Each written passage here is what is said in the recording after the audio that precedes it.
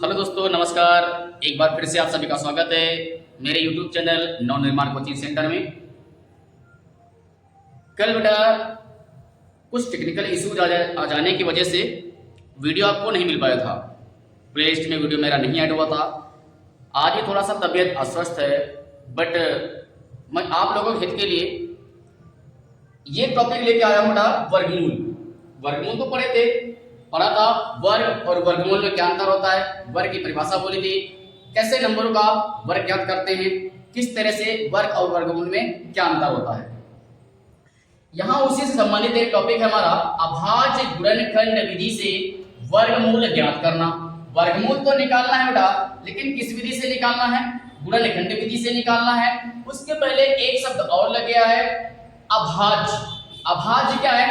जैसे संख्याएं होती हैं, भाज्य संख्याएं और अभाज्य संख्याएं, ये वहीं से आया हुआ है, ये वहीं से उछल कूद करके आया हुआ है।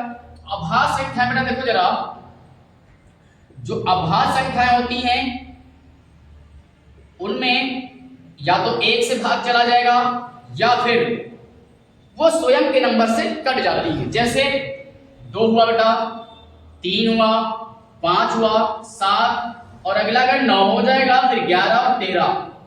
तो यहां देखो बेटा जरा, बहुत सारे बच्चे करेंगे सर जी, यहाँ पर देखो जरा 3 आया, 5 आया, 7 आया, फिर 9 आना चाहिए, बट ये 9 आपका अभाज्य संख्या नहीं है। क्यों नहीं है? क्योंकि 9 के गुणनखंड आसानी से हो जाएंगे। ये 3 से भी कट जाएगा, 9 से भी कट जाएगा और 1 से भी कट जाएगा, डिवाइड हो जाएगा। तो ये बेटा आपका 9 अभाज्य संख्या नहीं होगा। तो 9 अभाज्य संख्या नहीं होती है, इस लिस्ट से निकल जाएगा बाहर। कितना हुआ? 11, फिर आगे 13 होगा, अगली संख्या 15 नहीं होना चाहिए, कितना होगा? 17। इसी तरह से संख्याएं निकलेंगी। देखने में तो विषम लग रही हैं, देखने में संख्याएं विषम तो लग रही हैं, लेकिन इनमें कुछ अंक छूट जाएंगे। जैसे 9 हुआ, 15 हुआ, 21 होगा, ये अभाज्य संख्या नहीं है। अब देखो यहाँ पर एक संख्या है हमारी 2, ये तो विषम नहीं है, ये सम है। क्या है? सम संख्या है, लेकिन अभाज्य संख्या की श्रेणी में आती है। सबसे छोटा अभाज्य संख्या कौन होगी? 2। एक क्वेश्चन बनता है आपके कि सबसे छोटी संख्या क्या होगी जो अभाज्य होगी, सम होनी चाहिए, तो आंसर कितना होगा? 2। तो यहां पर देखो 729 का गुणनखंड निकालना है बेटा। अब देखो कि 729 संख्या किससे कटेगी, ये भी नियम आपको पता होना चाहिए, विभाजकता के नियम। तो 2 का विभाजकता नियम क्या होता है? जिन अंकों के अंक में 0, 2, 4, 6 और 8 आ जाए, वह संख्या 2 से विभाज्य हो जाती है आसानी से। यहां पर तो बेटा ऐसा कुछ है नहीं, ना ही तो 0 है, ना ही 2 है, ना 4, 6, 8, ऐसा कुछ भी नहीं है। तो अगला नंबर मतलब ये 2 से नहीं कटेगी बेटा। किसका नंबर आएगा अगला? 3 से बारी। 3 के कैसे कटेगा? ये 3 से चेक करते हैं विभाजकता। 3 से विभाजकता बढ़ाएगा आपका विभाजकता।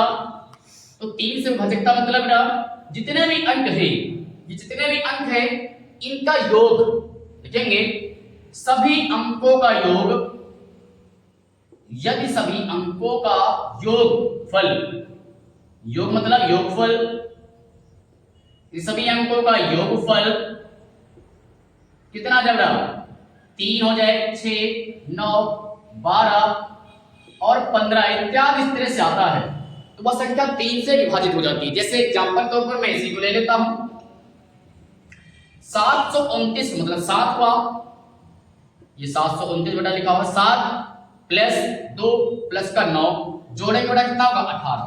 18 किससे संख्या से भाग चला जाएगा? 3 से कट जाएगा। इसका मतलब है जो 729 संख्या लिखी है पूरी किससे कटेगी? 3 से कट जाएगी बेटा। तो 3 से कट करना शुरू करिए जरा। 3 दूनी 6, 3 चौको 12, 3 त्रिका 9 और फिर 3 से कट करेंगे, 3 × 24, 3 × 9 3, फिर 3 से कटेंगे। कैसे कटेंगे देखो जरा, पहचान लीजिए। 8 है, कितना हुआ? 9, 3 से कट जाएगा। कट करेंगे, 3 दूनी 6, 3 से 21, फिर 3 से कट करेंगे। अभी पता कैसे लगाएंगे कि 3 से ही कटता चला जा रहा है? तो सिंपल से रूल है, 0, 2, 4, 6, 8 आ नहीं रहा है, इसका मतलब 3 की बारी आएगी। 7 को जोड़ा कितना हुआ? 9, अर्थात 3 से कट जाएगा। तो 3 9 27, तो 9 से तो बेटा बताइए 9 से किससे कटेगा? 3 से, फिर 3 से करेंगे भाग, कितना का बचा? 1। तो ये जो हमारे गुणनखंड है देखो जरा, ये अभाज्य संख्याओं में से ही संख्याएं होंगी। ये देखो जरा, अभाज्य संख्याओं में से ना 3। अब बनाएंगे इसके जोड़े। तो 3 यहां से बेटा, 3 यहां से आया और 3 कितनी बार है? 1 2 3 4 5 6 टाइम है 3। तो बेटा मैं इसको 6 टाइम से लिख लिया। और मैंने कहा था जब ये टॉपिक पढ़ा रहे थे, आज फिर मैं कह रहा हूं कि यदि जिंदगी में सही जोड़े बन गए, वो चीज सवाल हो या फिर किसी इंसान का हो, तो उसका जीवन धन्य हो जाता है। उसी तरह से यहाँ पर अगर सही जोड़े सबके बन गए, मतलब दो दो के जोड़े बनाने हैं, वो ये क्यों बनाने हैं, क्योंकि ऊपर लगा हुआ है रूट, अंडर रूट लगा हुआ है। दो जोड़े एक यहां से बनेगा, एक यहां से बनेगा, एक यहां से बनेगा। जब अंडर रूट के अंदर कोई संख्या दो बार गुणे में लिखी हो, जैसे यहां पर 3 इंटू 3, यहां से कितना निकलेगा आपका 3, तो वो संख्या एक बाहर आ जाती है। यहां 1 टाइम यहां से बाहर आ जाएगा और 1 टाइम बेटा यहां से भी बाहर आ जाएगा। कितना हुआ 3 त्रिक का 9 त्रिक 27।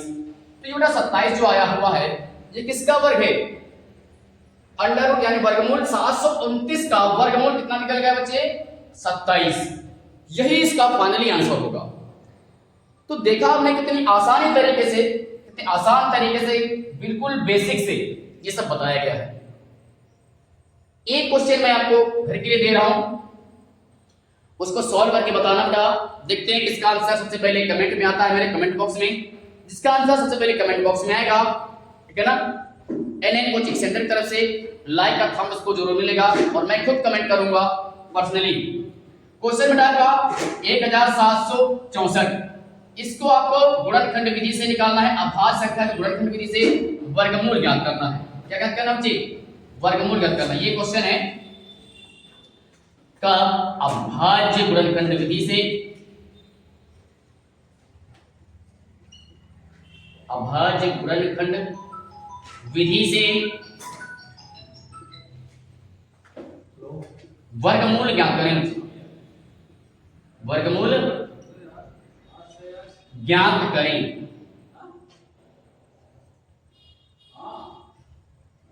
ज्ञात करें। तो ये बेटा आपके लिए बहुत इंपॉर्टेंट टॉपिक है और इसको मिस मत करना। चैनल को सब्सक्राइब करें, लाइक करें। और आपसे एक रिक्वेस्ट है, बहुत सारे ऐसे बच्चे हैं कि शुरुआत में वीडियो देखते हैं बट उसको स्किप कर देते हैं, पूरा वीडियो नहीं देखते हैं। आप शुरू से लेकर के अंत तक हमारा वीडियो जरूर देखिए। जब शुरुआत से अंत तक आप देखते चले जाएंगे तो आपको मेथड समझ में आएगा, बेस समझ में आएगा, कैसे क्या बन रहा है ये समझ में आएगा। जितना हो सके हमारे चैनल को आप शेयर करें। तब तक आप अपना ख्याल रखें और बने रहें हमारे YouTube चैनल पर, नव निर्माण कोचिंग सेंटर पर। जय हिंद, जय भारत।